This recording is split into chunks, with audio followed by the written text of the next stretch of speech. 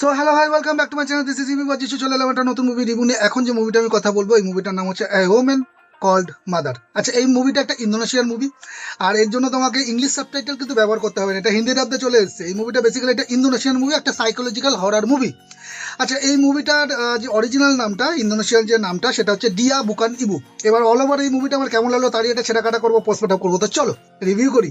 আচ্ছা, এই মুভির গল্পটা একটু ছোট করে স্পয়লার ফ্রিভাবে বলার চেষ্টা করবো, যাতে তোমাদের মুভিটা দেখার এক্সপিরিয়েন্সটা নষ্ট না হয়। কিন্তু সবার আগে বলে দিই, এই মুভিটা তোমরা হিন্দি ডাবতে তো পাচ্ছ, এবং এটা তোমরা জিও হটস্টারে কিন্তু অ্যাভেলেবেল আছে। তো তোমাদের ইচ্ছা থাকলে চলে যাও, মুভিটা দেখে নাও। আমি চলে আসছি মুভিটার গল্পটা খুব চেনা, অথচ ভেতরে ভেতরে বিষয়টা কিছুটা ক্লাস্ট্রোফবিক বা অস্বস্তিকর। ডিভোর্সের পর ভেঙে পড়া এক মা, যেটা ইয়ান্তি, আর তার দুই সন্তান মেয়ে ভীরা আর ছোট ছেলে দিনোকে নিয়ে একটা নতুন জায়গায় চলে আসে। ডিভোর্সের ধাক্কা সামলে মা হঠাৎ করেই খুব বেশি হাসি খুশি, সুন্দর আর সফল হয়ে ওঠে। একটা নতুন সেলুন খোলে, যা বেশ ভালোই চলতে শুরু করে। কিন্তু গোলমালটা বাঁধে অন্য জায়গায়। ছেলে মেয়েরা খেয়াল করে তাদের মা যেন চেনা মানুষের খোলসে অন্য কেউ। মায়ের আচরণে অদ্ভুত সব পরিবর্তন দেখা যায়। কখনো সে কাস্টমারকে আঘাত করছে, কখনো নিজের ছেলের উপর হিংস্রভাবে চড়াও হচ্ছে। অথচ পরের দিন সকালে উঠে এমন একটা ভাব করছে যেন কিচ্ছু হয়নি। মেয়ে ভীরা তখন খোঁজা শুরু করে আসল সত্যটা। যাকে সে রোজ দেখছে, সে কি সত্যি তার মা, নাকি মায়ের শরীরে বাসা বেঁধেছে অন্য কোনো এন্টিটি বা ভয়ানক অপশক্তি? জানতে হলে চলে যাও জিও হটস্টারে, বললাম তো। এবার চলে আসি আমার এই মুভিতে কি পজিটিভ লেগেছে। দেখো, এই সিনেমার সবচেয়ে বড় প্লাস পয়েন্ট হলো মা ইয়ান্তির চরিত্রে আর্তিকা সারি দেবীর অভিনয়। দারুণ অভিনয় লেগেছে তার। ডিভোর্সের ট্রমা, একা মায়ের সমাজে যে লড়াইটা করে, আর তার ভেতর থেকে তৈরি হওয়া মানসিক অবসাদকে মানে অভিনয় দুর্দান্ত ফুটিয়ে তুলেছেন তিনি। দেখো, এটা সস্তা জাম্পস্কেয়ার, হঠাৎ করে বিকট আওয়াজ করে ভয় দেখানোটাই কিন্তু সিনেমায় একেবারেই নয়। রাদার এর ডার্ক যে অ্যাম্বিয়েন্সটা, যে অন্ধকার পরিবেশ, ব্যাকগ্রাউন্ড মিউজিক আর ক্যামেরার ওয়ার্ক তোমার মনে একটা ধীর গতির এবং গভীর একটা অস্বস্তিকর স্লো বার্ন টেনশন কিন্তু তৈরি করবে। মায়ের রূপ পরিবর্তনের পেছনে যে প্রস্থেটিক মেকআপ বা ভিজুয়াল এফেক্টস ব্যবহার করা হচ্ছে, তা ইন্দোনেশিয়ান ফিল্ম ফেয়ারে কিন্তু নমিনেশন পেয়েছে। কিছু দৃশ্য বেশ গা শিউড়ে ওঠার মতো। আচ্ছা, এতগুলো তো ছিল পজিটিভ দিক। আমি চলে আসি বা সরাসরি এই মুভিতে আমার কি একটু খামতি লাগলো, কি একটু খারাপ লাগলো। দেখো, সিনেমার রান টাইম প্রায় 2 ঘন্টা। ফার্স্ট হাফ গল্পটা এতটাই ধীর গতিতে এগো যে নর্মাল অডিয়েন্সের ধৈর্যচ্যুতি হতে পারে, বুঝলাম। এই মুভিতে ডিরেক্টর স্লোগান ট্রিটমেন্টের মাধ্যমে আমাদের ক্যারেক্টার এস্টাবলিশ করছে, এবং যে অ্যাম্বিয়েন্স সে তৈরি করেছে সেটা যাতে আমরা সরাসরি তার ভেতরে ঢুকে যেতে পারি, তার জন্য যে সময়টা নেওয়া হচ্ছে সেটা ওকে। তবে ওই যে বললাম, নর্মাল অডিয়েন্সদের একটু, যারা একটু হাই পেস মুভি দেখতে পছন্দ করে অভ্যস্ত, তাদের একটু বোরিং লাগতে পারে প্রথম দিকটা।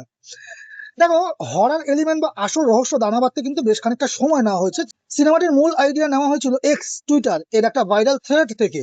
তাই যারা নিয়মিত হরর সিনেমা দেখো, তাদের কাছে প্লটের কিছু টুইস্ট বেশ চেনা বা প্রেডিক্টেবল মনে হতে পারে। নতুনত্ব কিছুটা কম। তাহলে এর থেকে আমরা কি বুঝতে পারলাম? তাহলে প্রেডিক্টেবল ইস্যু আছে কিছু কিছু অডিয়েন্সের ক্ষেত্রে, সবার ক্ষেত্রে কিন্তু নয়। আর গল্পের বিল্ড আপ বা শুরু যতটা মানসিক ট্রমা দিয়ে চমৎকারভাবে সাজানো হয়েছিল, ভাই শেষের দিকে এসে অলৌকিক বা ভূতুরে বিষয় যে আধিক্য থাকায় সাইকোলজিক্যাল গভীরতা কিন্তু কিছুটা মার খেয়েছে। তাই প্রথম দিকটা যেরকম আমরা একটু নতুনত্ব পাচ্ছিলাম, শেষের দিকে গিয়ে কিন্তু একটু ওই ভূতুরে জায়গাগুলোকে, সেই আগের মুভি বা সব ধরনের যে নর্মাল যে হরর মুভিগুলো হয়, তারই কিন্তু একটা চেনা ছকে এই মুভিটাকে ঢুকে যেতে দেখলাম শেষ পর্যন্ত। আচ্ছা, এবার চলে আসি এই মুভিটা ফাইনাল বাড়িতে। দেখো, তুমি যদি রক্তারক্তি বা ধুম ধারাক্কা ভূত দেখা আশা করো, তবে এটা তোমার জন্য কিন্তু একেবারেই নয়। দেখো না বস। কিন্তু তুমি যদি পারিবারিক ভাঙন, মায়ের মানসিক ট্রমা আর তার সাথে মেশানো একটা ডার্ক হরর থ্রিলার পছন্দ করো, তবে ওটিটিতে মানে জিও হটস্টারে কিন্তু একবার চলে যেতে পারো এবং মুভিটা দেখে নিতে পারো। Enjoyable movie, one time watch movie. দীর্ঘদিন ধরে মানে মনে রাখার মতো বা বারবার করে ওয়াচ করার মতো মুভি নয়, কিন্তু আমি এই যে বললাম, একটা ওয়ান টাইম মুভি, মানে ওয়াচেবল তো মুভি এটা অবশ্যই, এবং একটা ভালো টাইম পাস হয়ে যাবে যারা হরর মুভি ফ্যান। আচ্ছা, এই সিনেমাটাকে যদি আমার রেটিং দিতে হয়, তাহলে 3.5 আউট অফ 5 আমি রেটিং দেবো। কিন্তু নর্মাল অডিয়েন্সের ক্ষেত্রে 3 আউট অফ 5 দেবো। যারা ওই যে বললাম ফার্স্ট পেস নয় মুভিটা ফার্স্ট হাফের দিকে, তো তাদের জন্য 3 আউট অফ 5।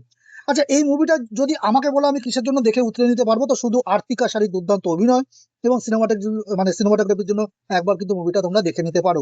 তো এই ছিল আমার ওমেন কল মাদার মুভিটাকে নিয়ে অল ওভার রিভিউ। এই ভিডিওটা যদি ভালো লাগে, একটা লাইক শেয়ার করে দিও। আর এই চ্যানেলটাকে যদি সাবস্ক্রাইব করার কথা কখনো মাথায় আসে, চট করে চলে আসবে, কোনো চিন্তা করবে না, সাবস্ক্রাইব বাটনটা প্রেস করে দেবে, তাহলেই হবে।